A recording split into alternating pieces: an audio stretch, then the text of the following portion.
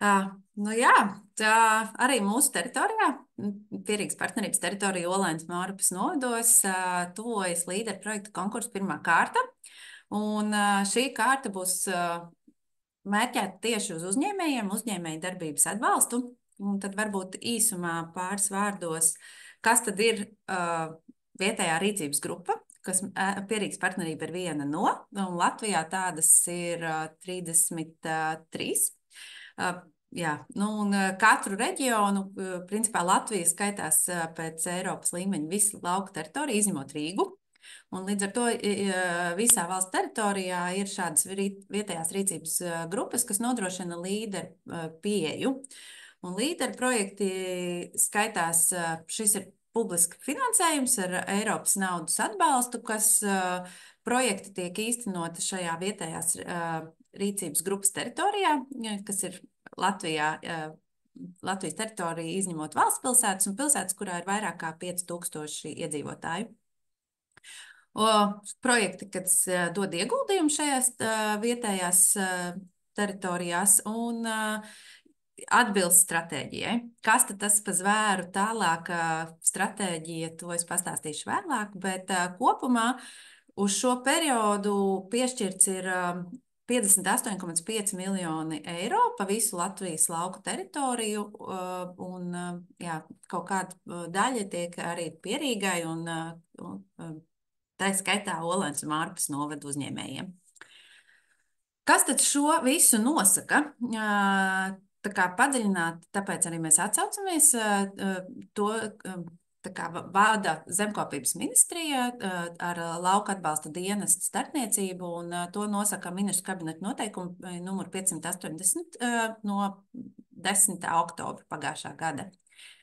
Tas, ko nosaka, kā darbojas šī līderu pieeja tieši mūsu teritorijā, nosaka biedrības Pierīgas partnerības sabiedrības virzītas vietējās attīstības stratēģiju. Tas ir dokuments, uz kā bāzes, tā kā mēs nosakām, kas tad atbilst mūsu no šīm visām iespējām mūsu teritorijai, kas dod to lielāko pienesumu, lai teritorija attīstītos. Un tad ir vēl tāds materiāls kā metodika fiksētās summas, ja visi tautas valodā tagad, kas ir iekšā šajā visā procesā, sauc par lauku biļeti, bet tas attiecas tieši uz to otru rīcību. Es atzīmēju sarkanu, es izstāstīšu, kas tā ir pa otru rīcību. Vienkārši ir papildus dokumenti, kas neapstājas tikai pie vienas ministru kabineta noteikumiem, bet ir jāpapēta vairāk. Un tas, kas ir būtisks, atšķirībā tie, kas ir jau kādreiz saskārušies ar šo līderu pieeju arī mūsu teritorijā, tad agrāk viss bija ietverts stratēģijā, tad šobrīd ir ļoti svarīgi skatīties arī, ko nosaka kārtas sludinājums, respektīvi, kur mēs izsludinām, ka tos ir šī kārta, un tajā mēs arī ietveram arī vērtēšanas kritērijus, kas katru reizi tagad šajā posmā var tikt mainīti. Piemēram, tas ir domāts tādēļ, lai nebūtu, kad vienveidīgi projekti nāk, un tad, piemēram, ir ļoti intensīvs piemērs, visi vēlas kublus, un kārta no kārtas ir kubli, un lai nebūtu smags process, mainot stratēģiju, grozot šo un saskaņojot ar ministriju, tad vieglāk ir katrā kārtā skatīties, padome lemj un izvērtē šos vērtēšanas kritērijus, kas būtu atbalstāmi. To, kur šo dokumentu kopumu var atrast, tas pieejams ir mūsu mājaslapā, zem sadaļas līderi un atbalsta nosacījumi, visi dokumenti ir pieejami. Tā ir tā atslēgas vieta, kur būs jāskatās nepieciešamā informācija.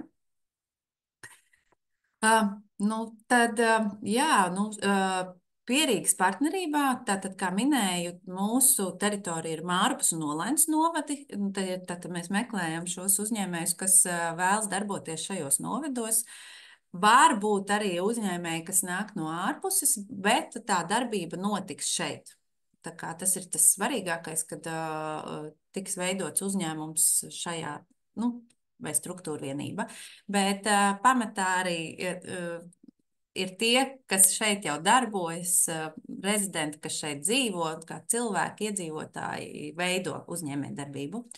Un to, ko mēs esam noteikuši, ko mēs gribam panākt ar šo līderu pieeju šo gadu laikā, ir tas, ka mūsu teritorija ir ekonomiski spēcīga teritorija, kurā dzīvo sabiedriski aktīvi cilvēki. Un, līdz ar to mums ir noteikti šie divi mērķi. Viens mērķis, kur šeit ir M1, ir attīstīt viedā uzņēmējdarbība. Un tā ir divas rīcības, kā mēs saucam, un par to pastāstīsim vēlāk. Un otrs mērķis ir attīstīt šī pilsoniskā sabiedrība, kur šajā reizē mēs nerunāsim, jo tas ir tautā saucās sabiedriskā labuma projekti. Un par tie tiks izsludināti šīs rīcības, kas ir par kopienu atbalstu, par jauniešu iniciatīvām. Un trešā ir, ko mēs paši kā Pierīgas partnerība sadarbības projektos īstenojam, tas tiks īstenots ar nākamo gadu. Un tad, kā jau minēju, tad mēs koncentrējamies šobrīd uz šo pirmo virsmērķi attīstīt viedu uzņēmējdarbību.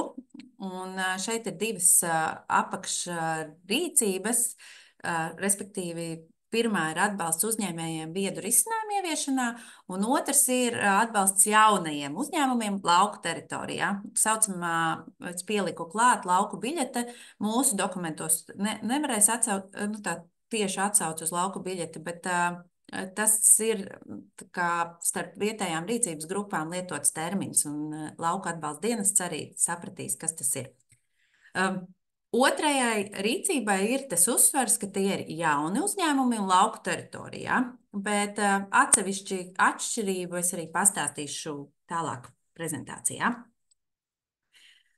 Nu, tad tas pamatdokuments ir šis sabiedrības virzītas vietējās attīstības stratēģija. Nereti saīsinājums ir SVA, kur šis arī ir SVA stratēģija. Un, nu, mēs ar šo gadu strādājam pēc 23. 27. gada stratēģijas.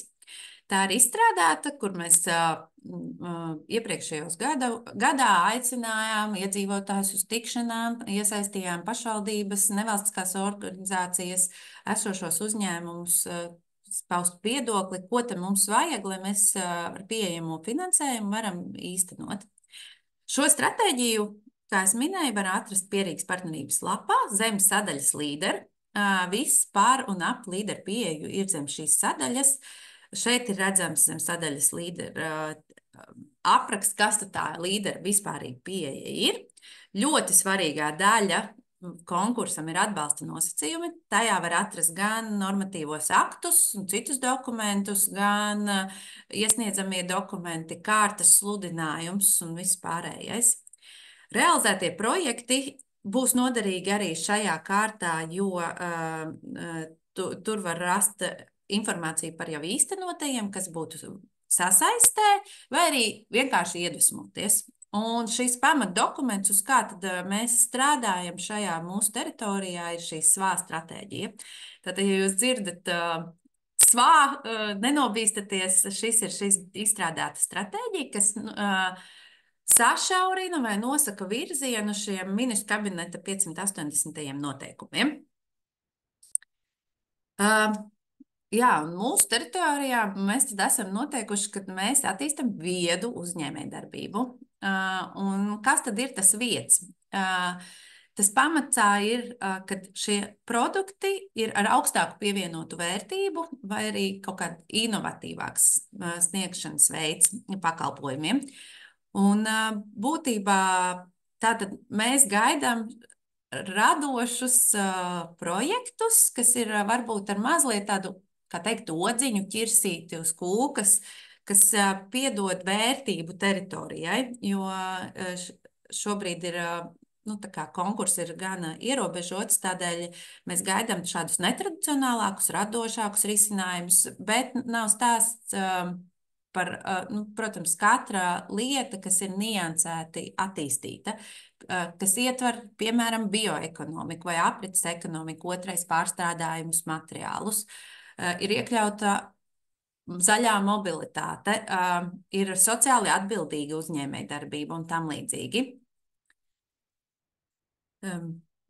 Nu, un šis arī šis pirmais strateģiskais mērķis ir M1, ko es iepriekš arī minēju, attīstītā viedā uzņēmējdarbība sadalās šajās divās rīcībās. Pirmā ir atbalsts uzņēmējiem, viedu risinājumu ieviešanā. Tas ir pamatā ir jebkāda uzņēmējdība, kas attīsta gan topošus, gan esošus uzņēmumus un sekmē šo viedumu. Tas viedums nav stāsts tikai par digitālām lietām, bet arī tādu gudrāku pieeju, atbildīgāku, ilgtspējīgāku, tostarp, piemēram, izmantojot vietējos resursus un veicina atpazīstamību. Un otra rīcība, 1.2, kas ir jaunajiem uzņēmējiem lauku teritorijā, ir pamats šī pati doma, bet šie uzņēmumi ir jauni un viņi tiek radīti lauku teritorijā. Tas nozīmē ārpus pilsētām. Nu, mūsu teritorijā ir 2 pilsētas, Mārupe un Olaine. Tātad jaunie uzņēmēji, kas ir līdz 18 mēnešiem, veido vai veidos, un cilvēks kā fiziska persona piesakās, veidos uzņēmumu ārpus Olainas un Mārupes. Un līdz ar to ir 2 atšķirīgi finansējumi vienam projektam. Tās ir tās attiecināmās izmaksas, kas ir pirmajā rīcībā ir 30 000. Iedrošinu, ja ir kāds projekts lielāks, kas ir kopumā sanāk, tas nenozīmē, ka viņš neatbilst. Var nākt, bet vienīgais jārēķinās pašam pretendentam, ka šī summa ir pašu, tas, kas iet pār 30 000, ir pašu ieguldījums. Un tas pats attiecas uz 1.2, kad līdz 15 000 ir vienam projektam. Jā, un tad kopējais finansējums līdz ir tie pirmajā rīcībai pieejamie 335 569 eiro. Tas ir kopējā publiskā finansējuma daļa. Tātad jārēķinās, ka tas ir tā daļa, kas nāks no investīciju puses, no Eiropas līdzekļu ieguldījumiem. Un savukārt jaunajiem uzņēmējiem laukos ir 83 892 eiro. Līdz ar to tas projektu skaits var aprēķināt ar aptuveni, cik tad ir kopā varētu būt atbalstāmi projekti, bet šī ir tā publiskā finansējuma daļa. Nu, tad tā, un šī būs pati pirmā kārta. Līdz ar to tas ir jauns posms arī mūsu pusē, jo stratēģija tomēr ir atšķirīga, un atšķirīga ir arī pieeja un savādāks skatījums. Tas būtiskākais šī kārta, tātad, kā jau sludinājumos ir minēts, būs no 9. septembra līdz 9. oktobrim. Tas ir laiks, kad tiek pieņemti projekti. Būtībā, kad ir pieejama pieteikuma sistēmā, iespēja mūsu teritorijā pieteikt projektu. Augustā jūs varēsiet gatavoties šai kārtai dokumentus, tekstus, kā saka, Word formātā, bet šajā sistēmā ielikt kā pieteikumu sagatavot nevarēs. Un tas termiņš ir līdz šajā mēneša laikā ir jāizstrādā šis projekts šajā sistēmā un līdz 9. oktobrim jāiesniedz. Kā es minēju, to nosaka ministra kabineta noteikumi. Tātad īstenībā, lai vai kā, bet ir kaut kādas jomas, ko nosaka ministra kabineta noteikumi, ko var, ko nevar. Bet tā labā ziņa ir, es esmu pieejama un noteikti var konsultēties par katru lietu, kas jums ir vajadzīga, nav, kas ir atbilstoša, neatbilstoša, ko var, ko nevar. Un es varētu arī palīdzēt interpretēt šos noteikumus, kā saka, cilvēku valodā, lai jums vieglāk saprast, ir vai nav un kādas ir iespējas. Un tad šajā kārtā to, ko mēs izsludinām, ir publiskā finansējuma apjoms ir uz vispārīgo daļu 1.1, kā es saku, ir 200 000, un lauku teritorijas jaunajiem uzņēmumiem ir par iespēju, tā kā mēs visi, kas vēlas, droši var nākt, un tur ir pieejami 83 000. Un savukārt no jūsu puses, kā uzņēmējiem, tad tas ir tas noteikums, ka šīs attiecināmās vienam projektam katrs var iesniegt vairākus neatkarīgus savstarpēji projektus, bet viens projekts ir iesniedzams līdz 30,000 vispārīgi, vai ja ir nāk jauns uzņēmums laukos, tad ir 15,000. Bet varbūt varu piebilst, ka arī, ja uzņēmums ir jauns un nāk laukos, bet redz, ka viņam ir vēlme tomēr iet lielāku summu, nav liekts, tas droši var arī nākt uz 30,000, respektīvi uz 30,000 var nākt jebkurš, bet 15 ir dažas nianses, kas ir nosacījumi pretendentam, bet arī vieglāka visa administrēšana, līdz ar to tur ir šī mazākā summa. Bet par visu pēc kārtas. Tātad es minēju, ka ir šī publiskā finansējuma daļa, šie 200,000 pieejami, bet tas sastāda no kopējo projektu summas tieši 40%. Tātad pamatā atbalsta intensitāte ir šie 40%, respektīvi jūsu daļa ir 60%, un pēc tam, pēc projekta īstenošanas, jūs saņemat, kad esat iegādājušies visu, jūs saņemat apakaļ 40% no šī kopējā projektu daļas. Ir labā ziņa. Labā ziņa ir, ka ir iespējams arī saņemt 65% intensitāti, jeb atbalstu no valsts puses, bet tur ir nosacījumi. Šie nosacījumi ir pirmkārt, kad ja projekts tiek īstenots publiskajā infrastruktūrā, kas ir labiekārtotas SVA stratēģijā. Tas ir tas, par ko es arī minēju, ka var ieskatīties iepriekš realizētajos projektos un redzēt, kur tad ir veidotas publiskas infrastruktūras. Zem atbalsta nosacījumiem mājaslapā arī ir iespējams ieraudzīt sarakstu un saprast, vai jūsu savu projektu vēl, ir plāns īstenot šajā publiskajā infrastruktūrā. Vieglāk uztvert, piemērs ir izveidots iepriekšējā Piņķos saucamais Gurķītis ezeriņš ciemā, ir labi iekārtots un ir plānots, piemēram, tur izveidot kafejnīcu. Tātad šajā gadījumā varēs saņemt 65% intensitāti. Otrs nosacījums ļoti būtisks ir, kas ir iespējams jebkurā vietā, ja projektu iesniedz sociālais uzņēmums.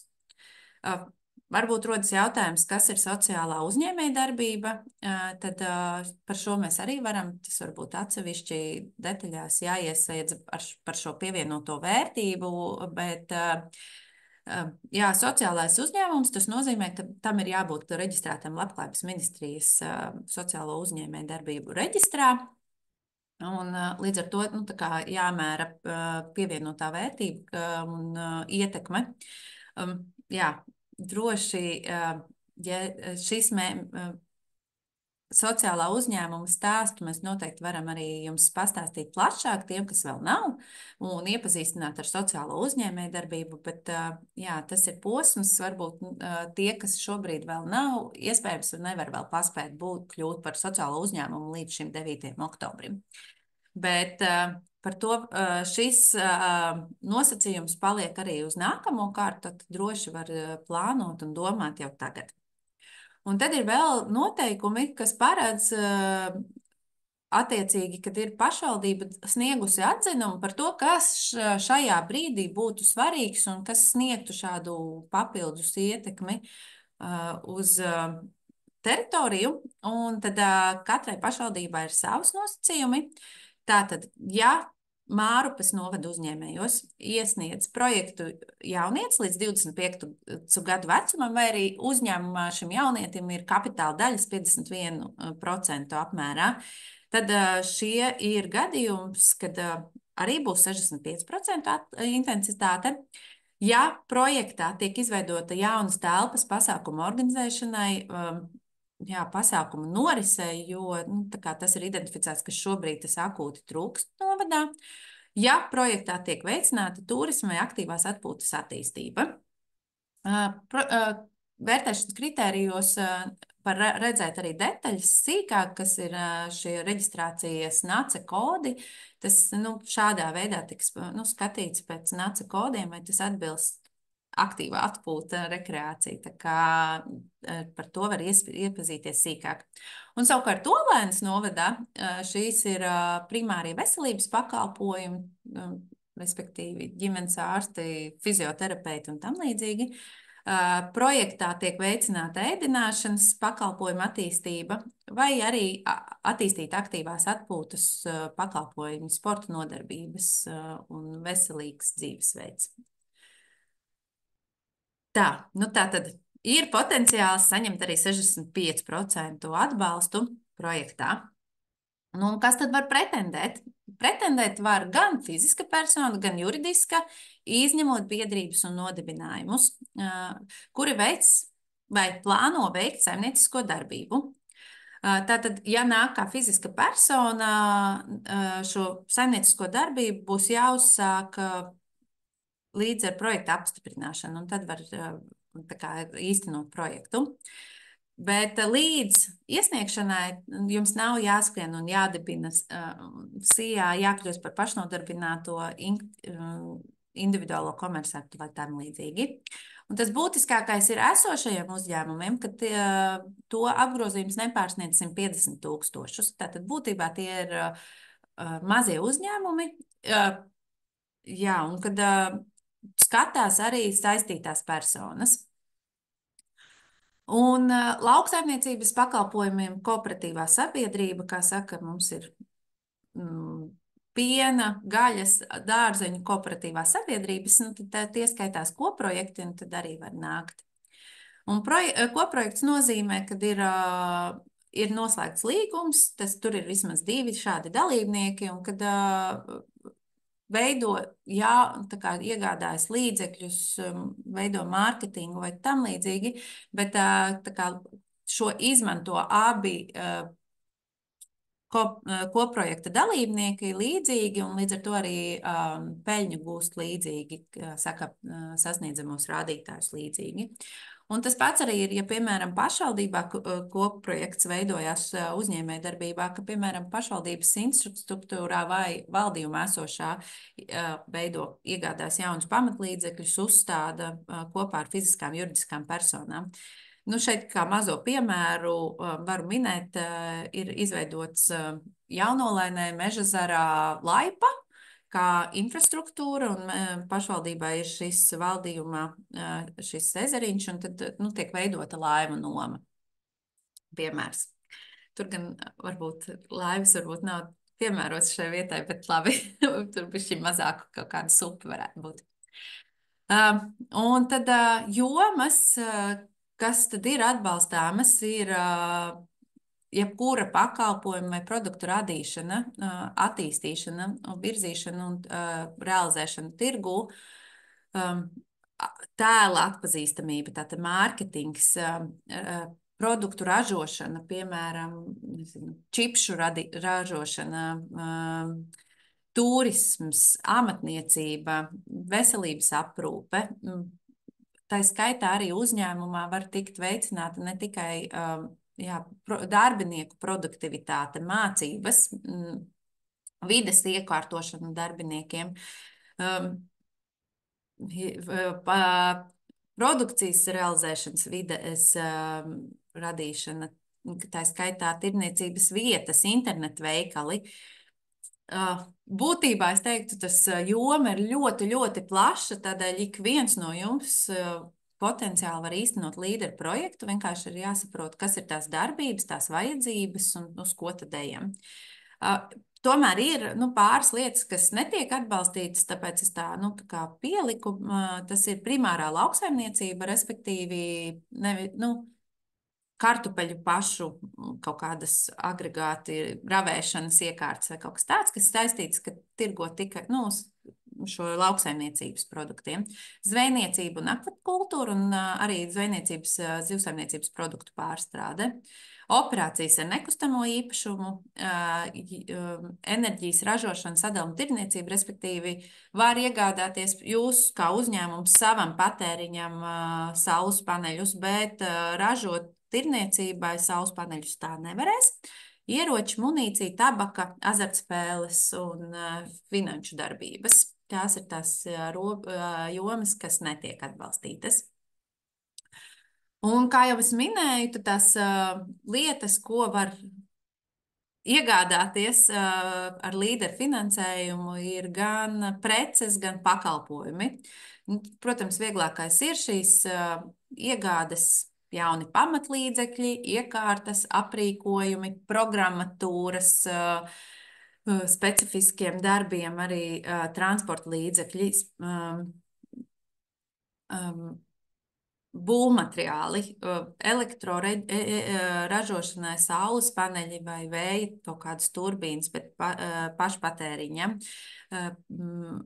Arī pat tādas lietas kā amfībijas, mopēdi, bet tur ir nosacījums, ka tas ir turisma pakalpojumam, nevis, kā saka, uzņēmējam savam priekam. Tai pašā laikā var arī dažādus pakalpojumus, kā teikt, jauna būvniecības, pārbūves, ierīkošanas, ražošanas ēkas, kultūras pieminekļu restaurācijas, patenti, licences, preču zīmes, internetu veikali un tirdzniecības platformas, sabiedriskās attiecības, mārketings, jā, mācības un arī, ja saprotat, ka pašiem nav laika, spēju, kaut gan es iedrošinu pašiem mēģināt rakstīt un kopā ar atbalstu noteikti tas ir iespējams, bet arī var iekļaut projektu sagatavošanas izmaksas. Tur gan ir noteikts apjoms no projekta kopējās summas, bet arī, ja gadījumā jūs piesaistat kādu projektu rakstītāju no malas, tad arī šādas pakalpojuma izmaksas ir attiecināmas. Un tad tas pamats ir, kā jau es minēju, mūsu teritorijā uz šo viedo uzņēmējdarbību principu, un kad viņš atbilst mūsu sabiedrības virzītas vietējās stratēģijas. Es domāju, pēc šīs prezentācijas šo vārdu salikumu būsiet iemācījušies kā pamatdokumentu, un jā, tas ir pamatā, ka mūsu gadījumā, kad jebkas, kas notiek mūsu teritorijā, kā tiek veidots, būs atbalstāms ar šo virzienu uz viedumu. Un izņēmumi ir, ka var arī tik veidots, ka tā darbība notiek ārpus partnerības teritorijas. Tie ir tirniecības platformas, kad, ja tiek iegādāta mobila tehnika, piemēram, piekabe, tad teritorijai, ja pretendents ir reģistrēts mūsu teritorijā, tad var arī izmantot ārpus. Piemēram, ja tā kā tiek veidota izbraukuma tirdzniecība ar vagoniņu, tad bet uzņēmums ir reģistrēts mūsu teritorijā, tad šādā gadījumā varēs izmantot arī šo mobilo tehniku ārpusē. Un arī, jā, dalība izstādēs vai tirdziņos, tirgos, starptautiskajās izstādēs un tam līdzīgi, ja šī vieta, tā kā juridiskā adrese vai deklarētā adrese fiziskā persona, kas sākas tikai, ja viņi ir Mārupē vai Olainē. To, ko skatās arī papildus jebkuram uzņēmumam, tas ir, ja jau esošs uzņēmums un vairāk kā 3 gadus, tad lauka atbalsta dienests, skatīsies arī, vai nav grūtībās nonākuši uzņēmumu pazīmes. Tā izskaitā arī, ja ir saistītāji uzņēmumi, kur ir kaut kādas lielākas kapitāla daļas, arī tos skatīsies. Un, tā kā tas nav tikai kā iesniedzējiem tikai un vienīgi skatās šaurajā šī tikai viena uzņēmuma lokā. Jā, bet nevajag uzreiz uztraukties. Piemēram, ja nāk un ir vēl kāds uzņēmums, tad nevienmēr var teikt, nu, piemēram, ja kādam citam ir uzņēmumam arī šie 150 000, tad ir gadījumi, kad arī ir akceptējams, ka šis pretendents nāk ar citu SIA, bet, nu, piemēram, ka tas SIA, nu, tā ir pilnīgi jauna nozare. Ja. Nu, tas arī ir aspekts, kad ir apstiprināts. Ja tā pati nozara, tad arī saistītam uzņēmumam nevar būt apgrozījums vairāk par šiem 150 000. Kā jau es minēju, ja nāk fiziska persona, tad pirms uzsāk šo projektu, pēc lauka atbalsta dienas saņemtā apstiprinājuma, tad ir jāiegūst vai nu komersanta, SIA individuālais komersants vai arī der arī pašnodarbinātas personas status.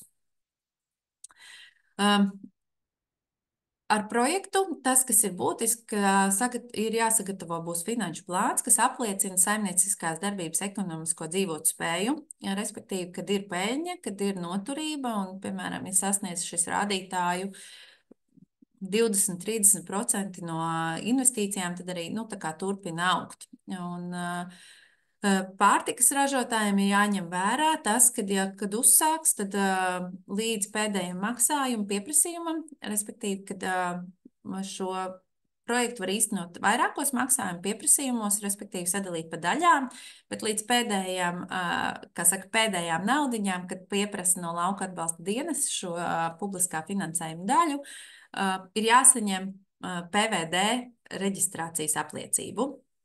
Un, savukārt turismam ir jābūt reģistrētam ar turisma jomu popularizēšanu saistītu tīmekļa vietnē, vai tas ir Latvija Travel, lauku ceļotājs, Booking.com vai tam līdzīgi, bet tas ir jāņem vērā, ka tam ir jābūt reģistrētam un pieejamam.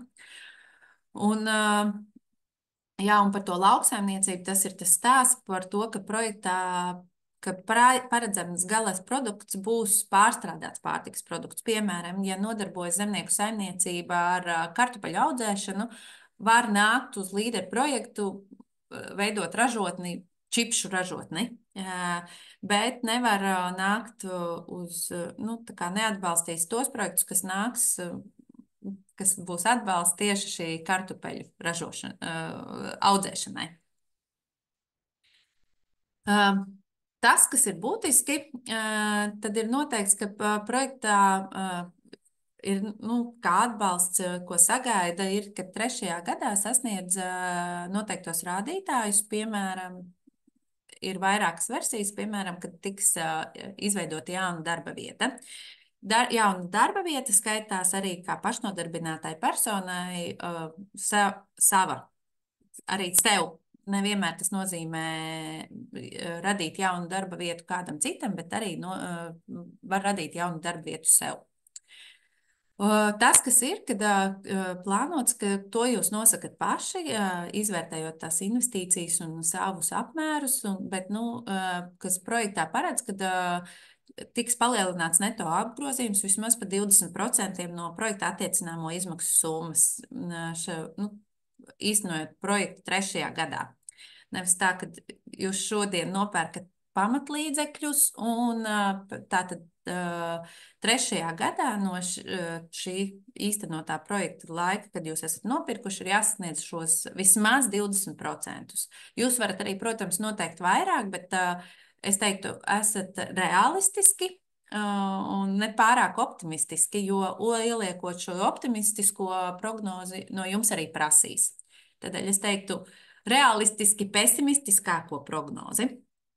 Un ir arī, kā saka, labā ziņa, kad gadījumā, ja jūs plānojat šo jau vismaz šos 20% sasniegt nevis 3. gadā, bet 2., tad var tikt arī saīsināts uzraudzības laiks līdz 3 gadiem, jo pamatā projektam uzraudzība ir 5 gadi.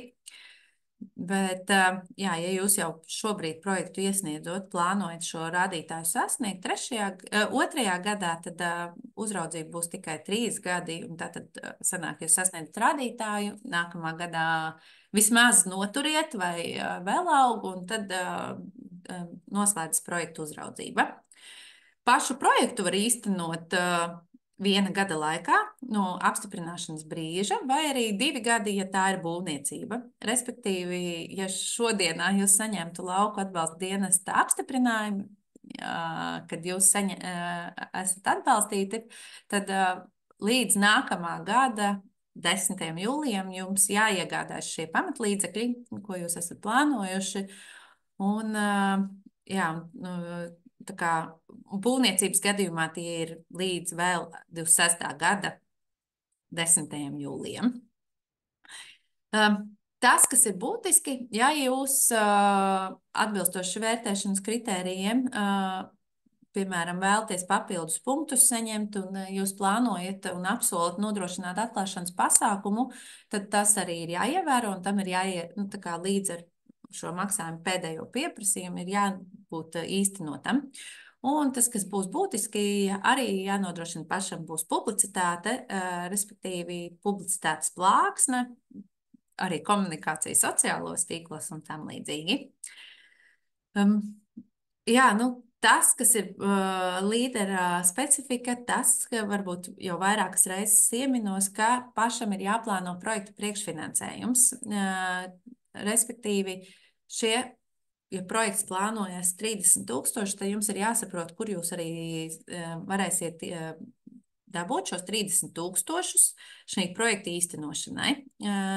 Vai arī tas iespēja, risinājums ir, ja, piemēram, šo 30,000 projektā jūs plānojat iepirkt 3 pamatlīdzekļus, jūs šo projektu varat sadalīt 3 daļās, jeb 3 maksājumu pieprasījumu, jeb starposmi, kad nopērkat vienu pamatlīdzekli, pieprasat šo publiskā finansējuma daļu atgriezt, tad pērkat nākamo un trešo. Līdz ar to jūs atslogojat savu, ka jums nevajag uzreiz 30,000. Jā, tas būs garāks process, bet to var veikt šī 1 gada ietvaros un var sadalīt līdz 5 šādiem maksājumu pieprasījumiem, jeb starposmiem. Bet jūsu finanšu, kā saka, resursi būs mērenāk izlīdzināmi un līdz ar to investīcijas var savādāk plānot. Un jāsaka tā, ja ir plānots to darīt tik un tā ar vai bez atbalsta no līderu puses un jūs ticat projektam un jūs jau varat sākt īstenot šo projektu, nevis sagaidot lauku atbalstu dienestu lēmumu, bet saņemot mūsu biedrības pierīgas partnerības lēmumu. Un jau varat sākt uz pašrisku īstenot.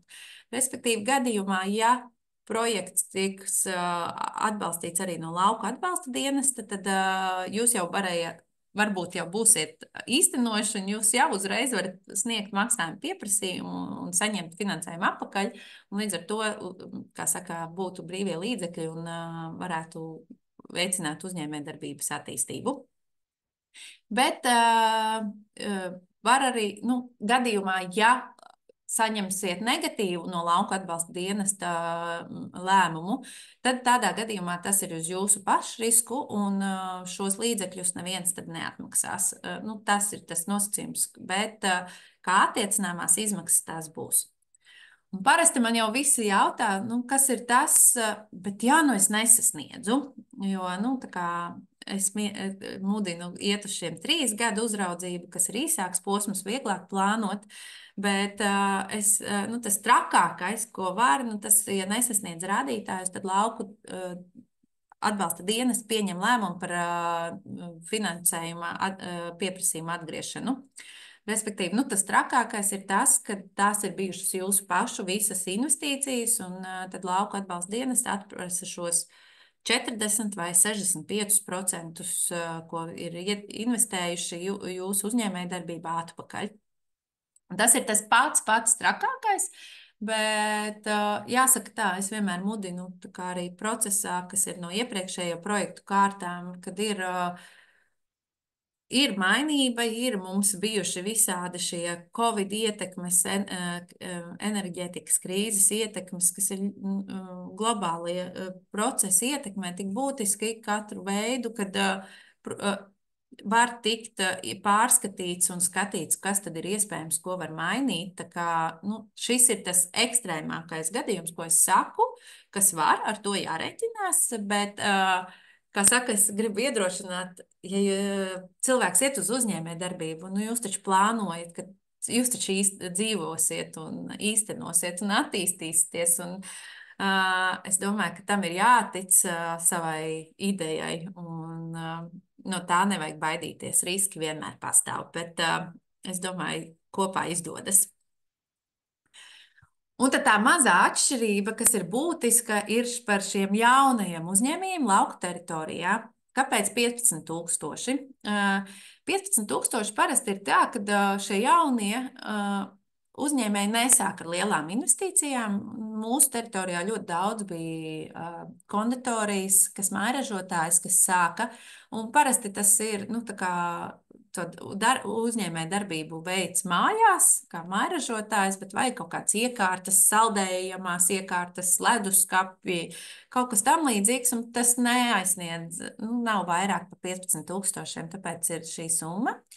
Atbalsta intensitāte ir tāpatās, un tie nosacījumi, kā dabūt 65% atbalsta intensitāte, ir kopīga gan vienai, gan otrai rīcībai.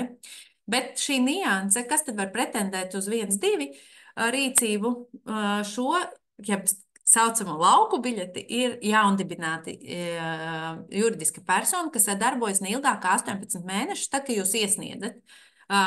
Gadījumā, ja jums paliek 18 mēneši 29. septembrī, ja jūs iesniegsiet šo pieteikumu 29. septembrī, tad jūs atbilstat un tiks izskatīts šis atbalsta veids. Vai arī otrs veids ir, ka fiziska persona, kura plāno uzsākt vai tik, tā kā saimniecisko darbību un sāk tagad, tad arī tā atbilst. Darbības teritorija, kā es minēju, šajā rīcībā ir viss, kas ir ārpus pilsētām, Mārupju un Olaini, bet novados, jebkurā ciemā, Pīņķos, Babītē, Jaunmārupē, Jaunolainē, respektīvi Pēternieki, jebkura ciems ārpus pašām pilsētām. Kas tad ir bonus šai 15,000 rīcībai? Tas, ka tas ir ļoti būtiski, bet tas ir samazināts administratīvais sloks. Tur ir mazāka dokumentācija pārbauda. Ko tas nozīmē? Tas ir, saucās fiksētā summas maksājums, respektīvi, ja jūs pasakat, ka jūsu projekts būs šie 15,000, jūs iesniedzat uz iesniegšanas brīdi cenu aptaujas, tāpat kā līdzīgi, bet jums nebūs jāpārskata šīs cenu aptaujas un jāsniedz vēlreiz, un tā kā jāsaskaņo visi pirkumi pēc tam. Lauka atbalsta dienests maksā vienu summu, un jūs to veicat un īstenojat, ko jūs esat solījuši. Respektīvi, jūs esat solījuši izveidot uzņēmumu, kas ražos kurpes. Tad uz pārbaudi jums samaksā šos 15,000 un nāk un skatās, ka jūs izveidojat šo uzņēmumu. Bet vēl labā ziņa ir tas, ka šeit var dabūt avansu, respektīvi, kad šajā gadījumā var paprasīt lauku atbalsta dienests, kad ir 80%, jūs varat dabūt avansa maksājumu, ka jums nav jāmeklē priekšfinansējums pašiem, bankās, darījuma kontos vai kaut kā pašu radu draugu savi līdzekļi jāiegulda, bet jūs varat dabūt jau 80% investīcijas priekšapmaksā. Un to projektu arī līdz ar to jūs tāda būtība ir, ka jūs šo apavu ražošanu arī visām šīm plānotajām iegādēm īstenojat 3 gadu laikā, jeb 36 mēneši, un jūs sasniedzat šos, piemēram, 20% apgrozījumu.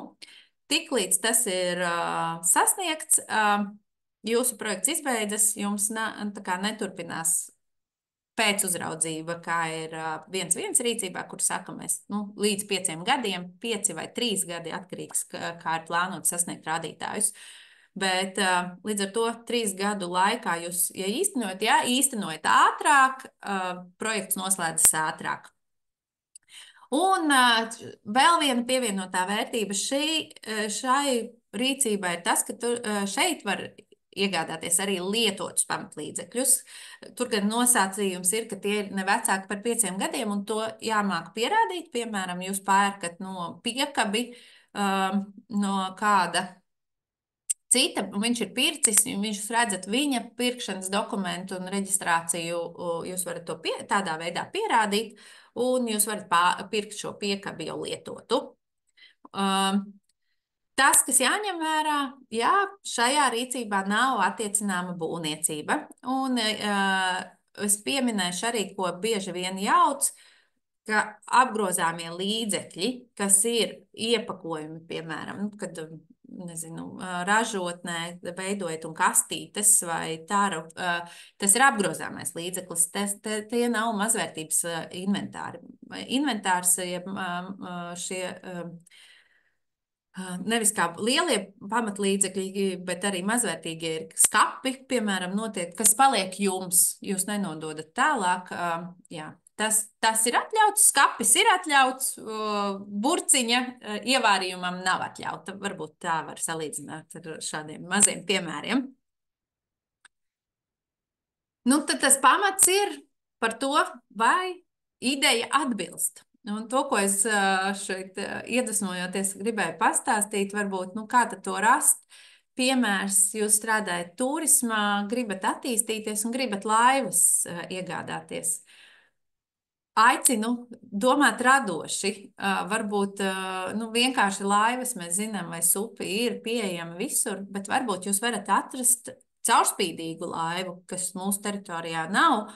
Un ka tas ir kaut kāda šī mazā nianse dod pienesumu, un ka tas būs jūsu konkurētspējai, celšanai arī iespēja. Līdz ar to visas mazās lietas ir iespējams paskatīties mazliet no cita skatu punkta. Tā kā vajag to salīdzināmu, ir skaidrs jūsu vīzija, droši nākt pie manis, es mēģināšu ievirzīt jūs uz kaut kādu to redzējumu, ja jūs nevarat saprast, kas būtu tas veids, kur veidotos šī viedākais pieejams šīs idejas īstenošanai. Tā kā būtībā es teiktu, jā, gan jau jūsu ideja atbilst, jā, un tad jau mēs varam kopīgi atrast to risinājumu. Šīs mazās nianses, kas tad ir jāņem vērā? Tātad tas pats pirmais ir tas, ka projekta iesniegšana ir tikai elektroniski, nekāda sagatavošana un iesniegšana kaut vai parakstu e-pastā neskaitīsies, un tā notiek Lauku atbalsta dienesta elektroniskās pieteikšanas sistēmā, saucās EPS.lat.gov.lv.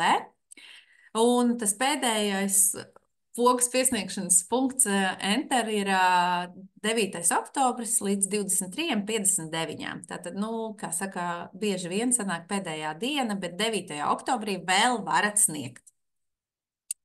Tas, kas ir tādas lietas, kas ir jau tagad iespējams domāt un darīt, lai jūsu nesanāk, ka viss tiek darīts pēdējā brīdī, bet ir būs katrai iegādē ir jābūt 2 salīdzināmiem piedāvājumiem, kas ir salīdzināmi, respektīvi viņi satur vismaz 3 salīdzināmus rādītājus, derīgi, ka viņi ir iesniegti šobrīd. Līdz ar to jūs esat veikuši šo tirgus izpēti. Telpu noma, respektīvi, ja jūs neplānojat veidot uzņēmējdarbību pie sevis, bet gribat iet ārpus, tad šai telpu nomai ir jābūt noslēgtam līgumam uz 7 gadiem. Gadījumā, ja, piemēram, tas pieder jūsu kāda radiniekam, jums arī jābūt noslēgtam šim līgumam, atlīdzības, bezatlīdzības, tas nav svarīgi, bet ir jābūt tam līgumam par to, ka jūs vismaz uz 7 gadiem varēsiet darboties. Tas, kas ir vēl būtiski, varbūt kaut kādām īpatnībām, iesaku sazināties arī ar būvvaldi, it īpaši, ja plānojat šos namiņu uzstādīšanu, ir vai nav šī būvniecība. Tas ir viens no aspektiem, kāpēc ir svarīgi sazināties ar savu būvvaldi. Otrs no aspektiem ir saprast, vai jūsu tajā plānotajā teritorijā ir kaut kādi ierobežojumi. Piemērs no iepriekšējiem gadiem, kad plānots ciematā, garāžā attīstīt galdniecību, bet šīs iekārtas prasa papildus par ugunsbīstamību un tādām lietām, un līdz ar to pēc attīstības plāna šajā teritorijā nekāda šāda veida darbība nav paredzēta. Līdz ar to jums netiks ļauts. Tāpēc iesaku uzreiz sazināties ar būvvaldi. Jā, viens ir mājražošana kā kūku cepšana, kas neietekmē vidi, bet ir šie lielākie aspekti. Un vēl, kas ir būtiski, ko jūs varat jau šobrīd darīt, ir sazināties par finanšu līdzekļiem, vai tie būs pašu līdzekļi. Tādā gadījumā būs jāpievieno konta izdruka, kurā ir redzams, ka jums ir pieejami šie brīvie līdzekļi, vai arī jāsazinās ar kredītiestādēm par aizdevumiem, par nosacījumiem, par kredītu procentu likmēm, lai jūs varat plānot arī šo darbības rādītāju sasniegšanu, jo jārēķinās, ka kredīta maksājumam arī ir jāatvēl kāda nauda. Un tas, kas vēl ir būtiski, ka kādas nianses var noteikti skatīties vērtēšanas kritērijos, kas ir pieejami zem šīm atbalsta nosacījumiem pie sludinājuma. Kas tad ir šie nosacījumi, kas vēl ir, kādi dokumenti ir vajadzīgi, ar kā apliecināt savu projekta dzīvotspēju un atbilstību.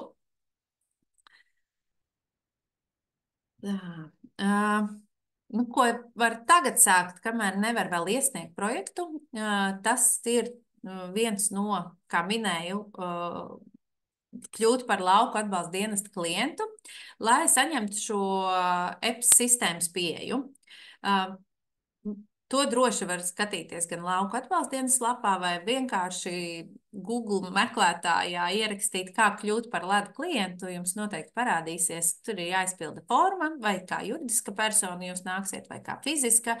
Un lauku atbalsta dienas piešķir pat dienas laikā jums šo pieeju, klienta numuru un arī pieeju šai EPS sistēmai. Līdz ar to neatlikt uz pašu pēdējo, bet to var izdarīt jau tagad. Jūs arī varat papētīt, kāda ir šī sistēma. Varam kopā, es varu parādīt, kur ir šī projekta iesniegšana. Šo sadaļu mēs noteikti taisīsim vēl atsevišķu informatīvu semināru. Bet, jā, tas ir viens mazais solīts, ko jūs noteikti jau varat izdarīt tagad. Tas, kas ir noteikti, jūs varat veikt tirgus izpēti, kas arī būs jāraksta un jāizpēta, un īstenībā tādā veidā jūs savā veidā veidojat arī savu biznesa plānu, kas kā biznesa plāns atsevišķi nav jāiesniedz, bet šī tirgus izpēta, konkurentu analīze, viņu cēnu piedāvājums, vispār kopējā savas nozares īpatnības. Tas viss būs ļoti vajadzīgs, svarīgs un jāapraksta arī pašā projektā. To, ko var vēl darīt, ir šie preču pakalpojumu piedāvājumu tirgu izpēte, kādas ir tās cenas, kāda ir jums pieejamie finanšu līdzekļi, ko jūs plānojat un kas ir tie piegādātāji. To jau jūs varat šīs tirgus izpētes veikt tagad. Jūs varat veikt tehniskās specifikācijas izstrādes, nosakot tiešām, ko jūs gribat, sūtot pakalpojumu vai preču piegādātājiem, e-pastos, apzināt, un jau saprast, cik tad tas īstenībā maksā. Vienu lietu gan es gribu pieteikt par šiem preču pakalpojumu piedāvājumiem, vērsiet uzmanību, kad šis iesniegšana ir 9. oktobris, tātad vēl rudens.